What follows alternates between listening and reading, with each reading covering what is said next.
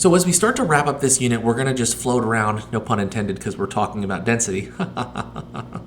We'll be floating around a couple of different last minute ideas. Sorry, I cracked myself up. Ideas that will help kind of round out the mathematical aspect of this particular unit.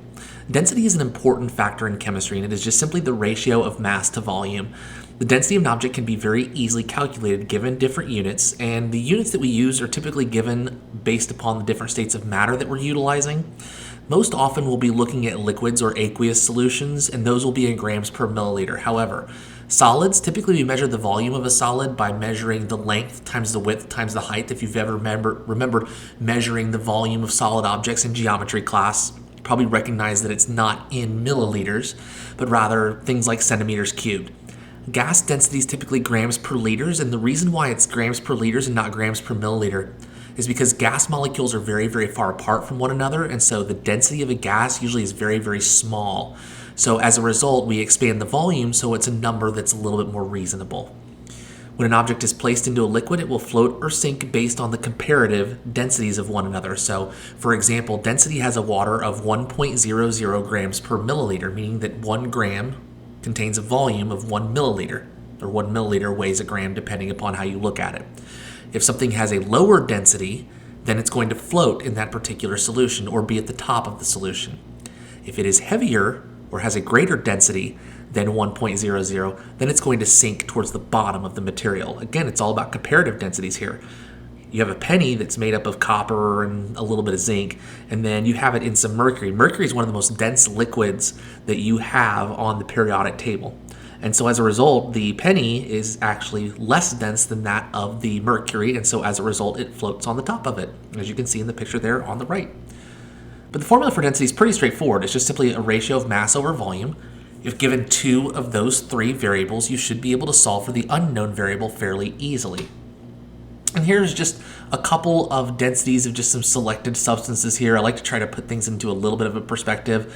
Do make sure that you notice the units when we talk about solids. Again, it's very frequently we use grams per centimeter cubed. When we're looking at liquids, it's grams per milliliter. And when we look at gases, it's grams per liter. So just make sure that you are aware of the units that you're utilizing when you go through and do this. And be sure that you're putting units on everything. I know I haven't emphasized it enough, but a number in chemistry does not mean anything unless a unit is attached to it. So very important to make sure that you're including units in everything that you go through and do. So we have an example here of a student determines the mass of a 20 milliliter sample of olive oil is 18.4 grams, and it wants to know the density of olive oil in grams per milliliter.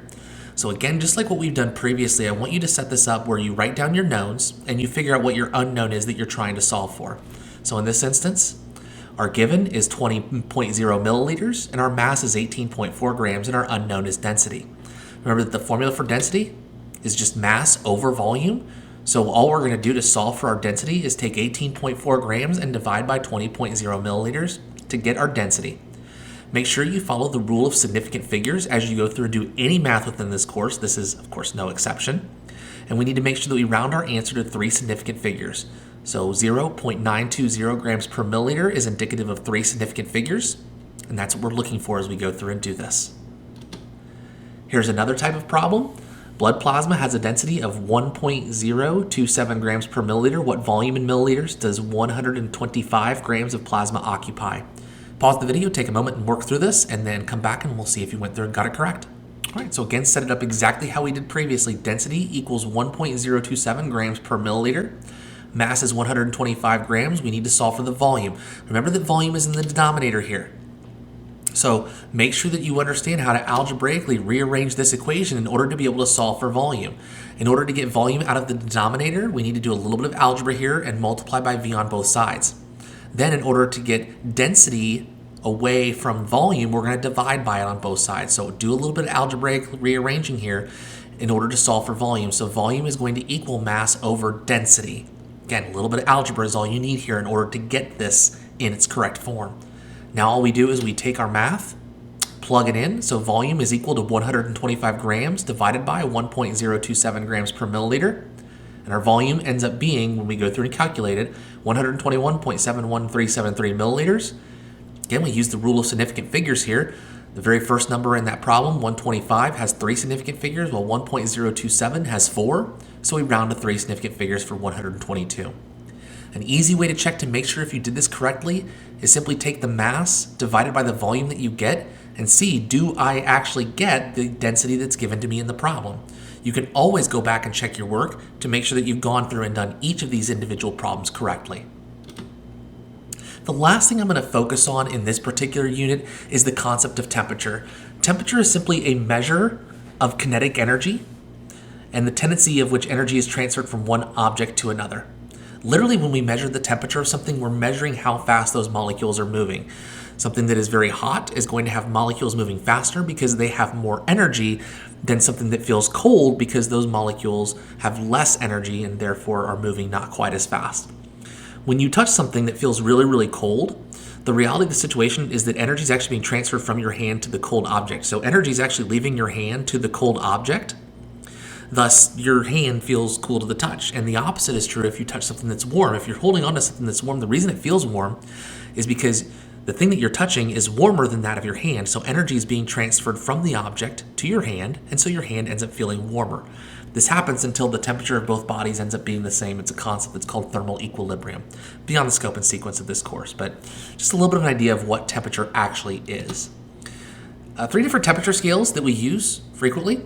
Most commonly, we use the Fahrenheit scale in the United States. Most of the world tends to utilize Celsius scale.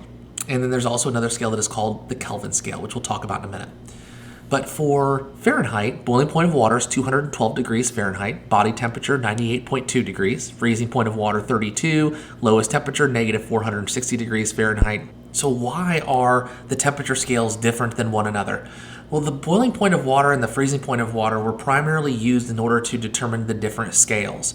In Celsius, for example, boiling point is 100 degrees Celsius and freezing point is 0 degrees Celsius. So there's 100 degrees between boiling and freezing. If we take a look at the boiling point of water and freezing point of water in Fahrenheit, it's 180 degrees. So if we do a little bit of math there, we figure out that there's a difference in the size of the degree. 1 degree Celsius is roughly 1.8 degrees Fahrenheit, in addition to the fact that the freezing and boiling points are different than one another. So the start of the scale is a little bit different as well.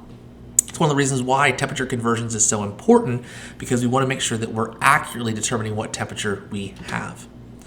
So again, a couple of different ways we can take a look at the temperature scale here. We have Celsius, Fahrenheit, and Kelvin. Kelvin we'll talk about here in just a moment, but notice the differences between Celsius and Fahrenheit here. Normal body temperature for Celsius is 37 degrees Celsius. Normal boiling point of water in Celsius is 100, freezing point is 0. One of the reasons why I like utilizing the Celsius scale is it's from 0 to 100, not 32 to 212. I know that it's easier for us to understand Fahrenheit because of just the world that we live in, but for chemistry purposes and for science purposes, we're primarily going to be utilizing Celsius and Kelvin for our math. Conversions between temperature scales are important when examining data and utilizing different formulas. So if we take a look here, we have a couple of different ways that we can convert between different temperature scales. You'll always be given these. You do not have to memorize them. But notice how we convert between Fahrenheit and Celsius and the numbers that are involved with it. The equation's fine, but the numbers do have meaning. So for example, if I want to go and convert to Fahrenheit from Celsius, notice what I have to do there. First thing I need to do is multiply by 9 over 5. Well, if you take 9 over 5 as a fraction and convert it to decimal, it's 1.8.